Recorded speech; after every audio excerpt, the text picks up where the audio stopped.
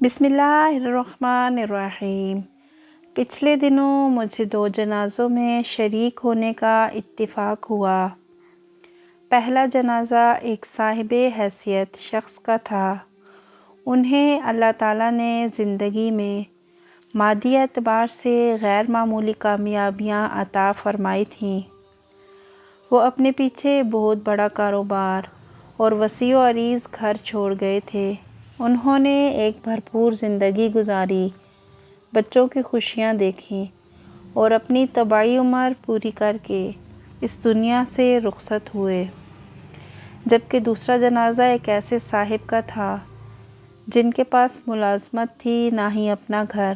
ڈاکٹروں نے ان کی ایک معمولی مرض کی غلط تشخیص کی، آپریشن ہوا، ان کے جسم میں انفیکشن پھیل گیا اور وہ اپنی طبعی عمر سے پہلے ہی دنیا سے رخصت ہو گئے۔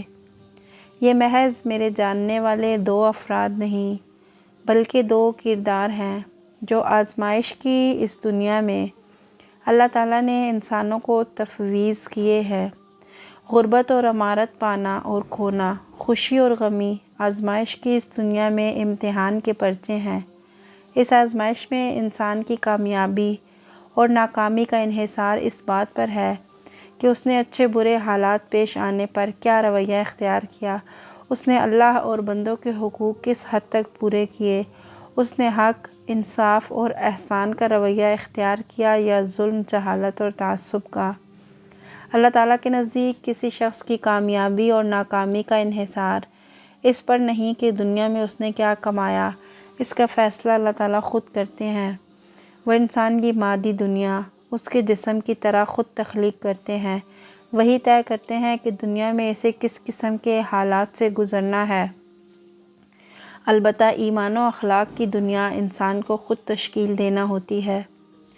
یہی وہ روحانی دنیا ہے جو کل قیامت کے دن ابد تک باقی رہنے والی ایک مادی دنیا میں تبدیل ہو جائے گی۔ انسان جب اس دنیا سے رخصت ہوتا ہے تو پیدائش کے وقت کی طرح ایک دفعہ پھر غربت و امارت کے سارے فرق مٹ جاتے ہیں۔ ہر انسان کے پاس پہننے کو صرف کفن کا اور رہنے کو محض قبر کا گڑھا رہ جاتا ہے۔ قبر کا یہ گڑھا پکار پکار کر ہر انسان کو بتاتا ہے کہ مادی دنیا میں خالی ہاتھ آنے والا انسان خالی ہاتھ ہی دنیا سے رخصت ہوتا ہے۔ ہاں، جو چیز ساتھ جاتی ہے وہ حسن عمل کا سرمایہ ہے۔ جس کے پاس یہ سرمایہ ہے وہ قبر میں بھی امیر ہے، جس کے پاس یہ نہیں وہ قبر میں فقیر ہے، اور قبر کا فقیر دنیا کا سب سے بد نصیب فقیر ہوتا ہے۔